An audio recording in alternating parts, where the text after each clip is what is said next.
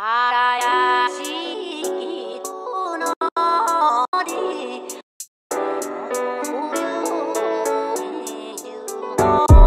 sharp like an edge of a samurai sword, the mental blade cut through flesh and bone.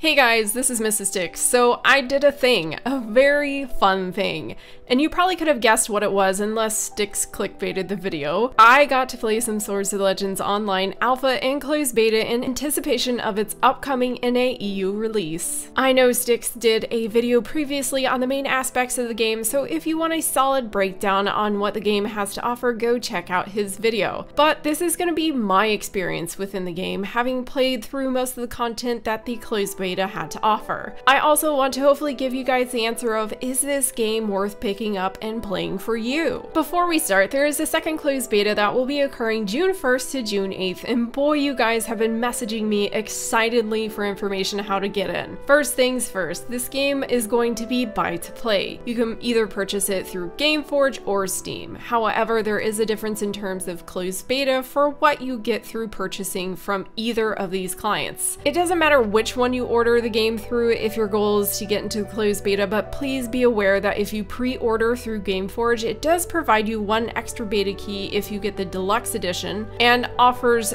4 extra beta keys for friends if you purchase the collector's edition. I know a lot of you were confused as to why you didn't get your extra beta keys ordering through Steam, and I tried to warn you guys on Twitch, but here is your official YouTube notification about the differences in that regard. We also have another 50 closed beta keys to give away on stream in a few hours, so if you're feeling lucky, come on and swing by. We're live every week. With that out of the way, I want to preface this video by saying by no means am I an expert on this game. So if you're looking for guides or an expert opinion from someone who has played the Chinese version since its release in 2019, I am not that person. I just want to share with you the experience I had having played the Bard and Summoner up to current max level during the closed beta, and what it felt like to be a DPS and healer in PvP, PvE, and finally how the game felt overall. So I'm coming at this basically blind to give you guys the purest view of how I felt during the journey. So like typical MMOs, you need to pick your class and then create your character. Something nice that I noticed right out of the gate was the fact that each class has 2 different builds to it. This is something that's not really unheard of in the MMO genre, as the likes of WoW with different specs per class, and even Final Fantasy XIV with the ability to have multiple jobs on one character. Though, to be frank, there are still a lot of MMOs that don't offer this, so I appreciate the chance for a little variety while remaining on the same character. Upon entering the game, you're met with the choice of 6 different classes. Now, I'm not going to delve into these classes other than a general overview. My best advice for you when picking your class is to try every class and see what feels right for you, because each class and spec just felt different when playing. The first we'll touch upon is Reaper, which can go DPS or healer, Berserker, which has a melee DPS or tank spec,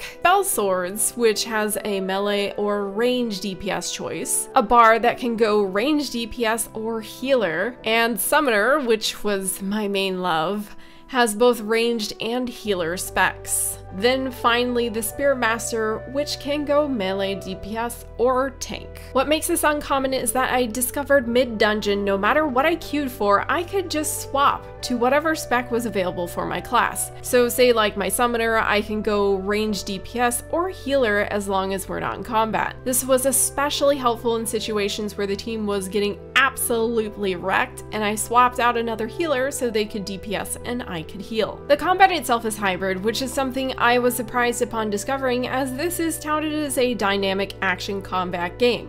I didn't really know what that meant. Some classes are fairly true to action combat style, mainly melee, but if you are ranged, you're going to notice you need to tap target enemies in groups, especially if you go healer spec, where you no longer have the option to freely aim unless you force it with /ACT in chat. Though I wouldn't recommend it, as effectively healing and fighting isn't viable in this state. Though being a white mage main from Final Fantasy XIV, this really didn't bother me in the slightest. But this is something to be aware of before you head into this game thinking you get action combat as a healer. What I did like in particular about solo is they have training sessions to teach you about your skills. I suppose much like Blade and Soul does. So it's helpful that they instruct people, especially those with the need for guidance. Though I do have one bone to pick with Swords of Legends Online, and it's the fact that this is wrong. I mean, what? I have been playing healer for years. I have no clue what you were talking about. I'm just going to assume this was a localization issue, and I'm okay waiting for it to be fixed. So as I mentioned before, I am max level for the beta as of right now, and I'm sure you're curious how the journey to max level felt. The world itself is gorgeous. I mean, absolutely awe-inspiringly gorgeous in my opinion, but again, that's my opinion, and opinions are like, well, you know. And everyone has them. There were so many opportunities to stop and take pictures, which, by the way, the photo mode in this game is on point. Thank you. The only drawback to the world itself is there are bumpers. You can only go so far before you face plant into an invisible wall, but hey, you can fly and also hit an invisible ceiling if I go high enough. So the areas are segregated and you'll need to go through the load screen to enter into the next area. At first, as I was leveling, it felt like I was speedrunning from new area to new area, but as things progressed and the story picked up, I noticed I was coming back to these zones and actually doing things within them. The areas are full of things to do. You just don't really know it until later on. To be frank, the leveling process to max is indeed theme park MMO style. You're on rails and you're following the tutorials which all prepare you for max level. You'll be able to do dungeons as you progress on drill mode, which can be run multiple times in a day to obtain gear to assist you in leveling. You can go into these solo or take up to 10 people with you, whichever you choose. I did them solo because I could. Leveling is, well, essentially a tutorial teaching you things and also guiding you to available things to do. The little red cloud in the top right, which was a cultivation tab, is your best friend. Follow it. As you're leveling, you'll not only want to do tutorials for PvE, but also biographies that take you through the background of certain characters and events in your story to garner money and XP. You'll also eventually get a region where you can partake in heroics that can be farmed daily for XP. This will be very important when leveling. Once you hit max level is when the game explodes with things to do, in my opinion. Upon reaching max level, you'll unlock the ability to participate in PvP, higher tier dungeons, fun world activities to grind monsters solo or with groups, minigames, housing, and so much more. One of the first things I noticed upon obtaining max level was the fact I now needed PvP and PvE gear. I'm not going to lie, trying to figure out how you go about obtaining the gear was a little confusing at first until I turned to, as you guessed it, the tutorial. The tutorial takes you into your first 3v3 matches against NPCs where you'll duel to obtain your PvP gear. Do not forget to follow the cultivation cloud suggestions at this time, otherwise you'll keep going into these fights naked. Oh, and be sure to actually equip your PvP gear when you go into the instance. I sometimes forgot, and let me tell you, it hurts.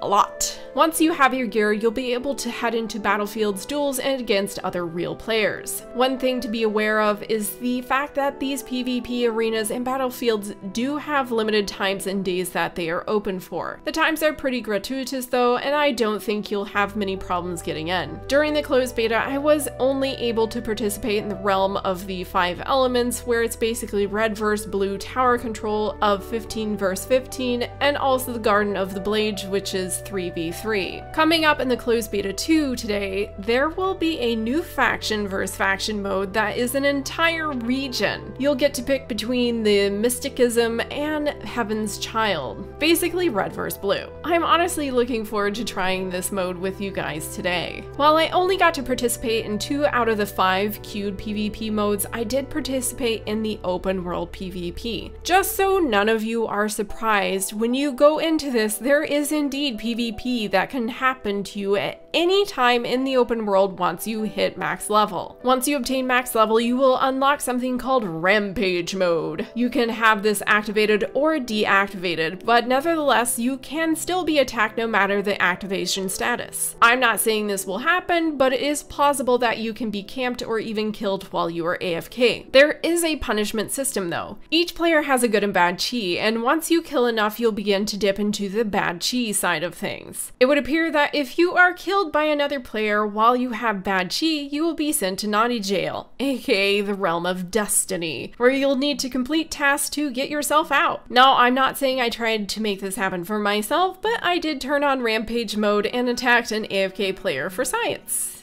Yeah, science. That's what I'm going with. I am sorry, Elway. I'm sure when you came back and you were dead, it was a little confusing, but that was me, and I am sorry. Science rules. Though, again, in this situation, I should have put on my PvP gear. As you'll notice, it took me quite a while to burn him down in my PvE gear. So make sure if you're going to do bad things, at least do it correctly. The PvP that I did participate in felt fast-paced and fun. Utilizing line of sight and working together as a team felt extremely important. And as you participate in the queued PvP, you'll begin to obtain currency to purchase better PvP gear beyond the basic gear you got from the tutorial. To obtain better PvE gear, one of my favorite ways thus far is to grind the normal and hard dungeons. The normal dungeons, which I would highly recommend going in with a group of at least 5, can be up to 10, supply you level 50 gear drops once per dungeon per day. The hard dungeons, which give you level 60 PvE gear, give you gear drops 1 per dungeon once per week. I would recommend going in with a group of 10 for these, as if you manage to burn down the dungeon within a matter of 30 minutes or less, you unlock a hidden boss. I personally was never able to garner a group to help me obtain this to unlock it, but it was still fun trying. Healing in the dungeons was basically like chasing a yo-yo. My damage was nearly non-existent as a healer, but dang was I necessary for healing. It's been a while since I've played an MMO where my one job was literally healing. You'll also have a skill that allows you to raise a member of your team, but it has limited uses. DPS could use this skill too, but for an ultimate skill for DPS. I would highly recommend they avoid using it so the healers have the skill available to them if need be, because trust me,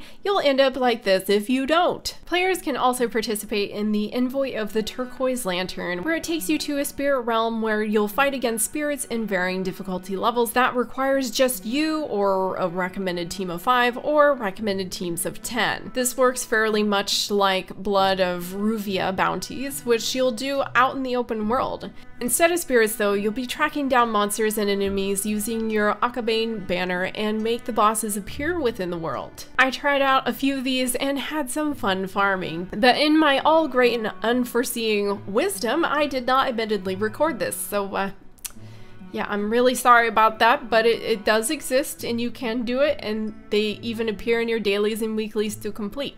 I think it's a fun group activity. Overall, I thought this was a great way to give you and the community around you things to do and also force you to work together. Yay, friendship! Too often it feels like MMOs don't really do much these days to put something out there that really actually requires you to work together in the open world to achieve something beyond, say, a world boss. That being said, if you don't really feel like fighting and you just want to dive into the more calm waters of things to do within the game, you can always go into housing. The housing system itself is just so expansive and amazing. Once achieving max level, I was able to go and purchase my very own island in a neighborhood of 20 other islands for only 200 gold in-game. So make sure you save up, because you're going to need it. If you want a house, that is. If not, then, you know, just go buy whatever you want. I was able to fiddle around with some of the aspects of the housing system. You'll be able to lay down blueprints of your desire and craft yourself the home of your dreams as you choose. You'll have a farming system for supplies and improvements, a forge, and so much more to craft furniture and decorations. Your home also has levels to unlock as you improve upon it. You can unlock a pond for you to fish from, music for your home, and gardens. It's just a beautiful system where the seasons change and friends can come and relax for some special special hangout time. Yeah. Between Final Fantasy XIV, where I gave up trying to get a house, to MMOs without a housing system, this housing system felt rewarding and accessible all at the same time. If housing isn't enough for you, there are so many more relaxing things to do. You can also play a rousing game of Eternity, a card game woven into the relaxing portion of the game. You can challenge NPCs or even other players to a match, though if cards aren't really your specialty and you prefer to be alone, there is always fishing. Grab your pole, grab some bait, and head out into a water source with fish. If you're feeling spicy, you can participate in fishing events that occur at specific times where you can reap some pretty nice rewards. It was just so relaxing to turn on some nice background music, or just listening to the music within the game, which is nice, just beautiful music, and focus on fishing while looking around the beautiful scenery of the game. I also joined in on unlocking treasure hunting, which gives you varying rewards such as crafting material.